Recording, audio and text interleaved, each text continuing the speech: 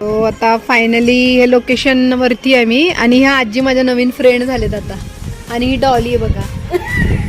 Dolly आहे ना आजी. तर डोंगराच्या समोर यांचं घर आहे, डोंगराच्या पायथ्याशी. Hello Dolly. एवढे उन्हात देते देते. भूक लागले थोडस. मी पण जास्त काही एवढा खाऊ आणला नाही, पण त्यांना देते थोडासा. शेवटी भुकेल्याला देणं महत्वाचं आहे. हे घ्या, इथे बसून खावा. या इथे वरती बसा. तुम्हाला थोडेसे पैसे पण देते, पैसे पण देते. देते देते. उतरल्यावर जा, ते खाऊन घ्या.